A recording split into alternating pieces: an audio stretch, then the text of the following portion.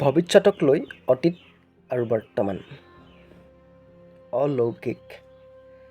যেতিয়া জীৱনৰ এক পৰ্যায় ব্যস্ততাৰ সৈতে পাৰ কৰি আছিলোঁ, সেই মুহূৰ্তত নিজৰ বাহিৰে আন একো কাৰণত দৃষ্টি নাছিল। মাথো এটা অনুভৱ মনৰ কোণত, সেয়া মই জানিব পাৰিছিলোঁ। বহুতবাৰ যদিও নিজক ব্যৰ্থতাৰ লগত খাপ খাই যোৱা যেন অনুভৱ হৈ উঠিছিল, তথাপিও অৱস্থাৰ বিপক্ষে যোৱাৰ ইচ্ছা কোনোদিন নাছিল। কাৰণ দুৰ্বল মনটোৱে এক উচ্চাকাংক্ষা থকা হেঁপাহৰ কোঠাত ঠাই ল'ব পৰা নাছিল। সময়ে জীৱনৰ লগতে বৃত্তি পৰ্যায় আৰু শৈক্ষিক পৰ্যায় আৰু সম্পৰ্কৰ সানমিহলি প্ৰশ্ন কাকতখনৰ উপযুক্ত উত্তৰ লিখিবৰ যোগ্য কৰি আহিছে। মোৰ নিজৰ বিচাৰ বুদ্ধিৰ আৰু জ্ঞানৰ সীমাৰ ওপৰত অজ্ঞতাৰ দৰে কৌতূহলী প্ৰশ্নবোৰে মোৰ চেতনাক আৰু উজ্জীৱিত কৰি ৰাখিছে। নিজক অযোগ্য আৰু নিজক অনুপযুক্ত দৰে ৰাখি প্ৰয়োজন সাপেক্ষে উপযোগী কৰি তোলাৰ চেষ্টাই জিজ্ঞাসু মনটোক আৰু শক্তিশালী কৰি তুলিছে।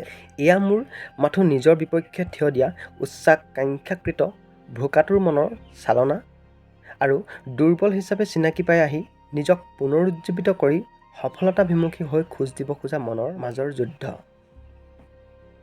নিজৰ দুৰ্বল মনৰ বিপৰীতে নিজেই সবল মনোভাৱ গঢ়ি সুথিৰ কৰিব খোজা মইজনৰ জীৱন যুদ্ধৰ কাল ইয়াতেই সমাপ্ত হোৱা কিন্তু নাই।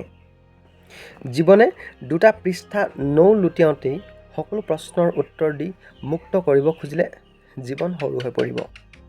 জীৱন যিমানেই কঠোৰতাৰ ৰূপ লৈ মুখামুখি হৈ আহিছে, সিমানেই বিপৰীত পক্ষৰ এইজনে শক্তিশালী কৰি আহিব শিকিছোঁ। এয়া সান্তনাৰ বাহিৰে একো যেন নহয়। ই এক মনোবৃত্তি সুদৃঢ় কৰি জীৱনমুখী অভিযানৰ পথ সুগম কৰি তোলাৰ প্ৰক্ৰিয়া। মোৰ মনত উঠা বিশৃংখলতা আৰু হীনমন্যতাৰ বোজাৰ দৰে থকা অতীতৰ বিফলতাৰ যি শত্ৰুস্বৰূপ লক্ষণ, তাক নেওচাৰ প্ৰচেষ্টাতে ব্যস্ত এই জীৱন যেন অতি সুখময়। অভাৱৰ বিপক্ষে অজ্ঞাতৰূপী চেষ্টাই যি অনুভৱৰ মালা ধাৰণ কৰি আহিছে, তাৰো সৌন্দৰ্য কোনো গুণে কম হ'ব নোৱাৰে।